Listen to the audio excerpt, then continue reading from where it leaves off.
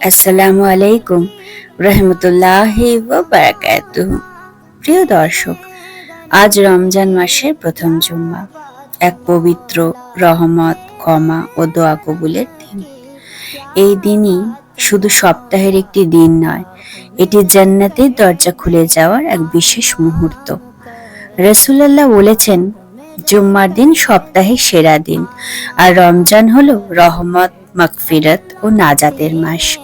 ভাবুন তো, যখন এই দুই মহান নিয়ামত একসাথে আসে, তখন কত বড় সৌভাগ্য আমাদের জন্য অপেক্ষা করছে।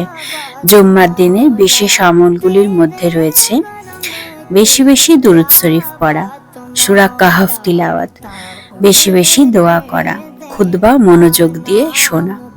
প্রিয় ভাই ও বোনেরা, জুম্মার দিনে এমন একটি সময় আছে যখন বান্দার দোয়া আল্লাহ তাআলা ফিরিয়ে দেন না। তো আপনি আজকে কি চাইবেন আল্লাহর কাছে?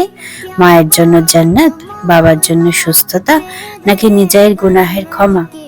এই রমজানের প্রথম জুম্মায় আমরা আল্লাহর কাছে কাঁদতে শিখি। বলুন, হে আল্লাহ, তুমি আমাদের গুনাহ মাফ করে দাও, আমাদের রিজিক হালাল ও বরকতময় করে দাও, আমাদের সন্তানদের নেক বানাও। আজকের করণীয় কিছু জিনিস: গোসল করে পরিষ্কার পোশাক পরা, আতর ব্যবহার করা, সময় মতো মসজিদে যাওয়া, বেশি বেশি ইস্তেগফার করা, দান সদকা করা এবং মাগরিবের আগে বিশেষভাবে দোয়া করা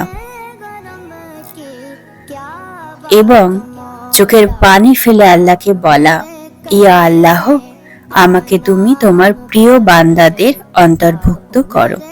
তাই আজকের দিনটাকে অবহেলা নয়, এই দিনটাকে বানিয়ে ফেলি আমাদের জীবনের মোড় ঘোরানোর একটি দিন।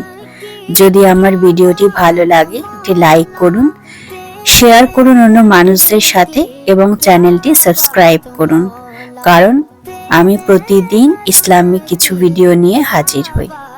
আল্লাহ আমাদের সবাইকে এই রমজানের প্রথম জুম্মার বরকত নসিব করুন।